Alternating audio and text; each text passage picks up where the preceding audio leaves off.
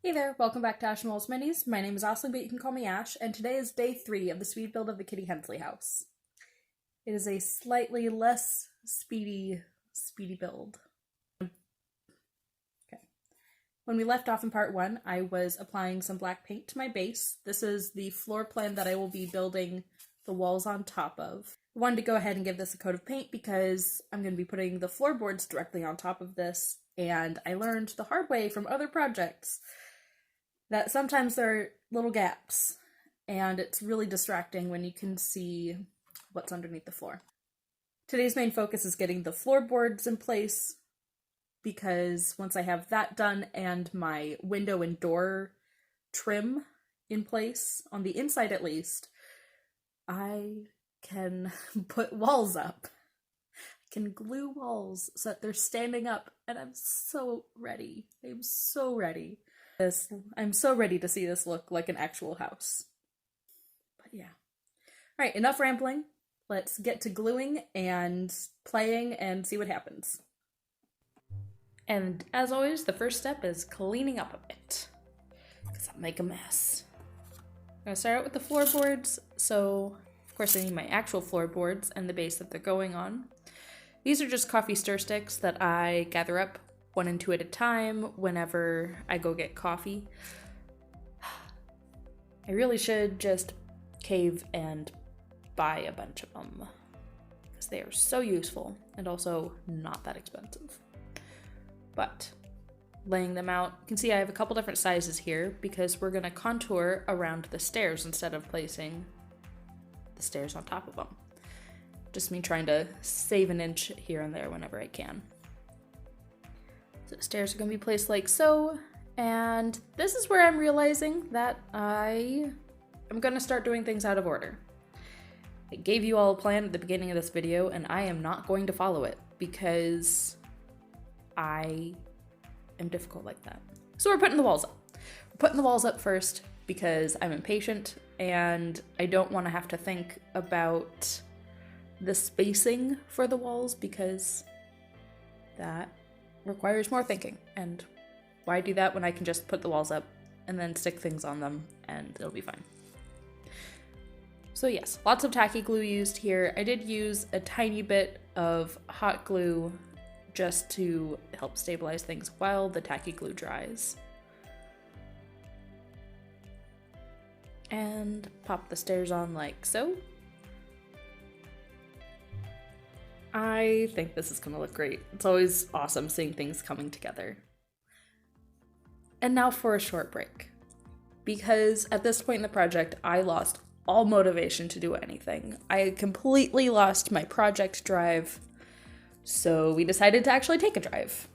My partner and I live in Alaska, and we are surrounded by this amazing landscape, and sometimes when I feel stuck, I just need to go. I need to go be with trees. And especially after a long winter, y'all, I feel so stuck during the winter because it is too cold to go out and do anything. I am not a sports person. But look, it's spring and there's beautiful fog and beautiful trees and things are happening. So it's nice to just get out and reset for a little bit. It's so peaceful.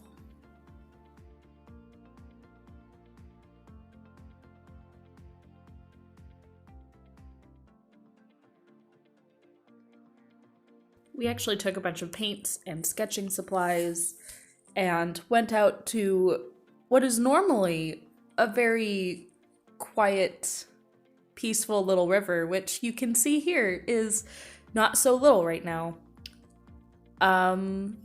Yeah, this is the parking lot.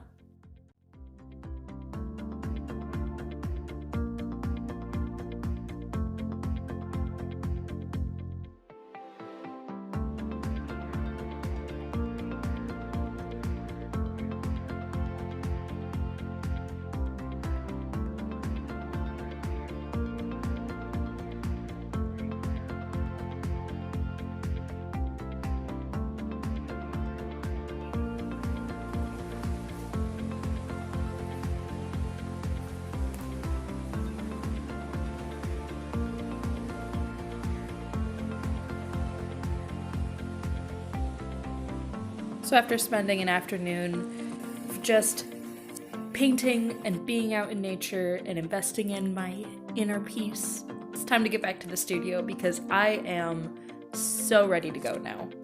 I'm lighting a Shire scented candle, which was a gift from my dear friend Stevie. Thank you, Stevie. And it's time to put down floorboards. I do have to cut out some notches. I would recommend using an actual X-Acto knife, like with a handle, instead of just holding the blade. Do what I say, not as I do. But yeah, I'm just tacky gluing and sticking them, not doing any sanding or other things that I would also recommend, because I think it looks fine for this project.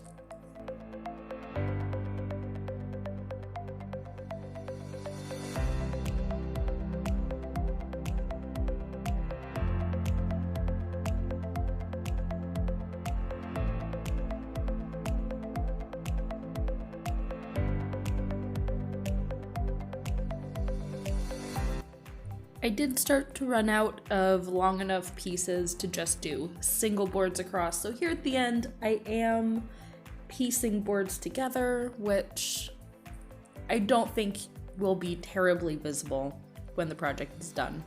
And it's not awful. It's what I would do on a bigger project, but I wanted to be fast about it. And here I have just a half piece to finish off this last tiny section because I don't want a gap where the wall is, which now gets to go up.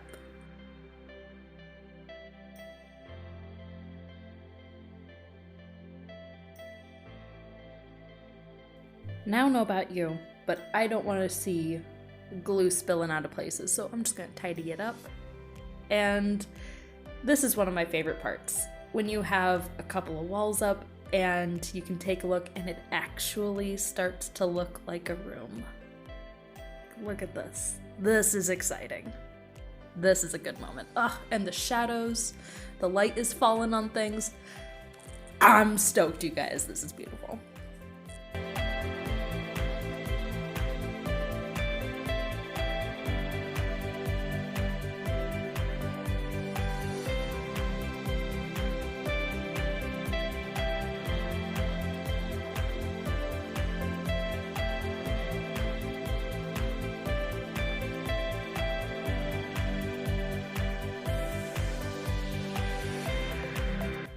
And now I get to address something that I completely forgot about. I'm using a piece of Bristol board and I'm going to make this paneled section that is going to go around the window and down the wall. I'm just drawing a line in the approximate middle, lining that up with the middle of the window, and I'm going to trace said window so that I have my spacing fairly correct and can then sketch on the features. And I'm gonna build this up with several layers of paper and cardboard. And I do really want to make a video specifically focusing on this technique because I think that it is so handy, and especially in the smaller scales, you can really make some beautiful textures with it. You may also have noticed at this point that my hands are a little ugly today. It was time to trim rabbit nails, and French Fry was none too pleased with me. So, don't mind that. Everything's fine.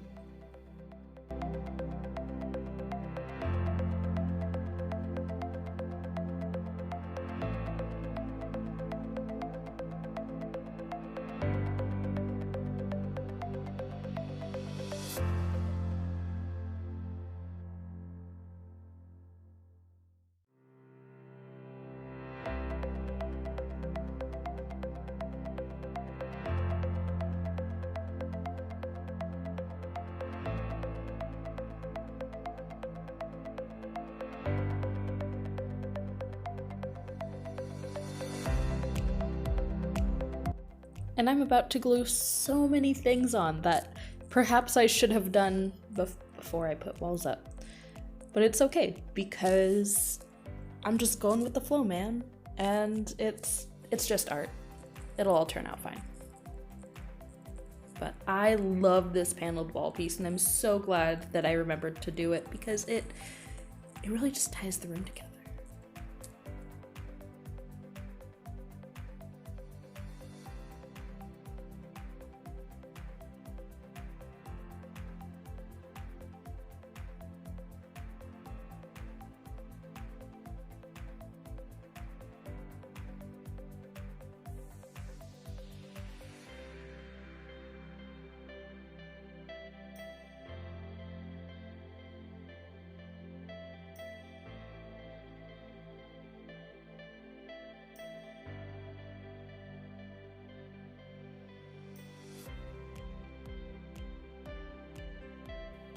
The door trim and also all of the baseboards are really just strips of pre-painted paper. Again, I'm using Bristol board that I'm just gluing in place, goes all the way around the room. And if you peek through windows and openings and such, you can get a good look at it. Oh, I love the play of light on textured surfaces in these tiny houses. It's great. Oh, and so something that I completely forgot about is that this is not the exterior of the house. This is the kitchen, and I completely forgot to paint it. So that's what I'm gonna do. And this is the last step that I'm putting in this video for you. Hopefully I'll have part 3 up fairly soon. And in the meantime, like, comment, subscribe, do all the things, make some art. Tell me what you're making below. I'd love to hear about it. And I hope that you all have an amazing day. Bye!